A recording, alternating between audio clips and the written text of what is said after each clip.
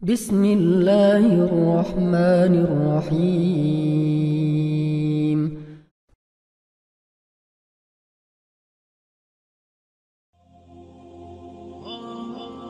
Bismillahirrahmanirrahim. Assalamualaikum warahmatullahi wabarakatuh.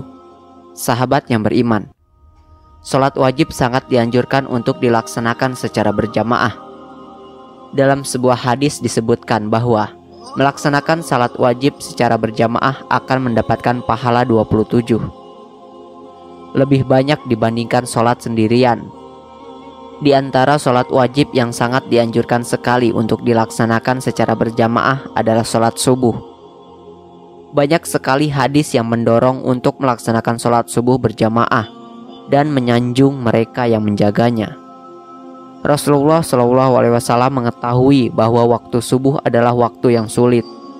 Seorang muslim bila dibiarkan begitu saja akan memilih mengistirahatkan dirinya sampai matahari terbit dan meninggalkan sholat wajib. Karena itulah Rasulullah SAW mengkhususkan sholat mulia ini dengan keistimewaan tunggal dan sifat-sifat tertentu yang tidak terulang pada sholat lainnya. Banyak sekali keutamaan yang didapat di waktu subuh. Salah satu keutamaannya adalah Rasulullah mendoakan umatnya yang bergegas dalam melaksanakan sholat subuh. Sebagaimana disebutkan dalam suatu hadis, "Ya Allah, berkahilah umatku selama mereka senang dengan bangun subuh dan melaksanakan sholat subuh secara berjamaah."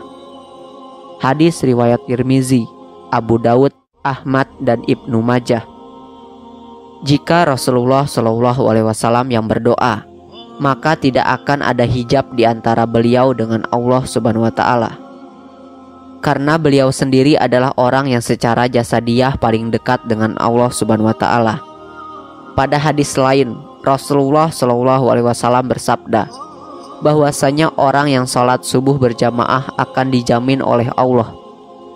Siapa yang menunaikan sholat subuh berjamaah, maka ia berada dalam jaminan Allah. Maka jangan kamu mencari jaminan Allah dengan sesuatu selain dari sholat, yang pada saat kamu mendapatkannya, justru kamu tergelincir ke dalam api neraka. Hadis riwayat Muslim. Jika Allah Subhanahu wa Ta'ala yang memberikan jaminan, maka mungkin saja akal manusia akan sulit untuk menjangkaunya dan menebak apa yang akan diberikan oleh Allah Subhanahu wa Ta'ala.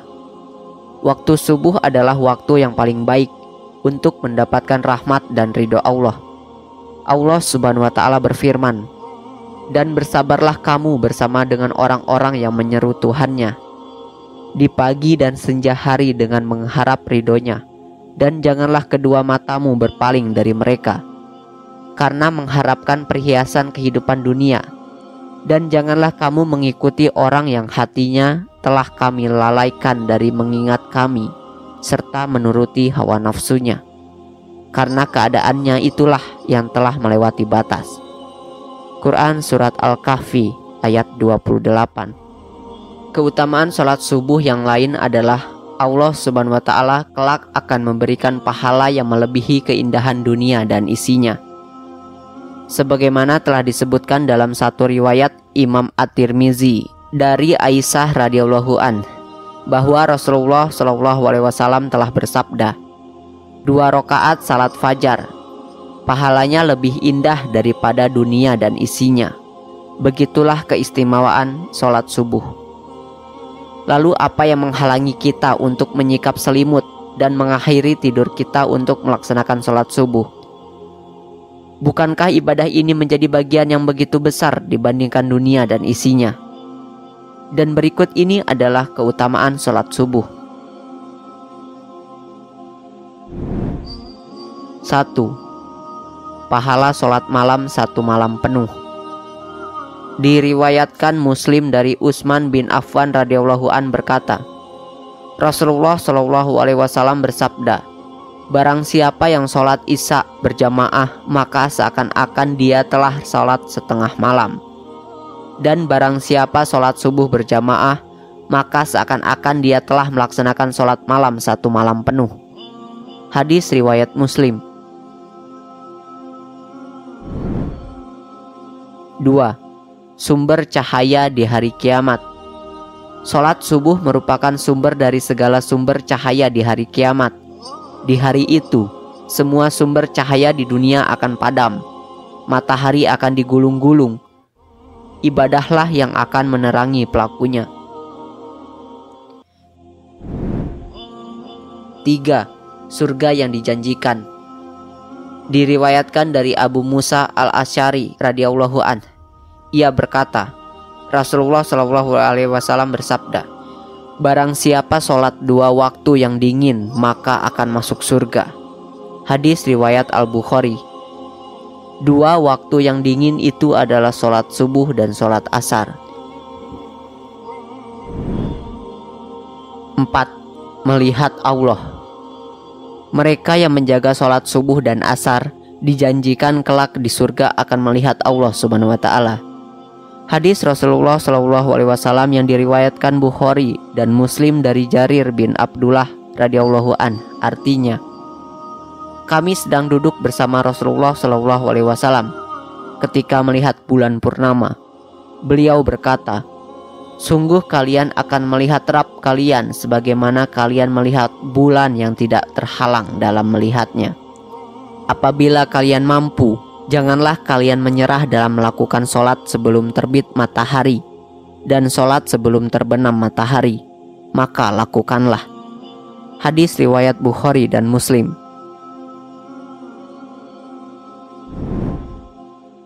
5. Berada di bawah lindungan Allah Subhanahu wa Ta'ala.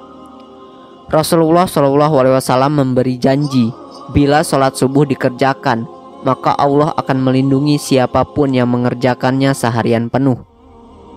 Hadis yang diriwayatkan dari Jundab bin Sufyan, Rasulullah Shallallahu alaihi wasallam bersabda, barang siapa yang menunaikan sholat subuh, maka ia berada dalam jaminan Allah. Maka jangan coba-coba membuat Allah membuktikan janjinya. Barang siapa yang membunuh orang yang menunaikan sholat subuh, Allah akan menuntutnya sehingga ia akan membenamkan mukanya ke dalam neraka. Hadis riwayat Muslim, At-Tirmizi, dan Ibnu Majah.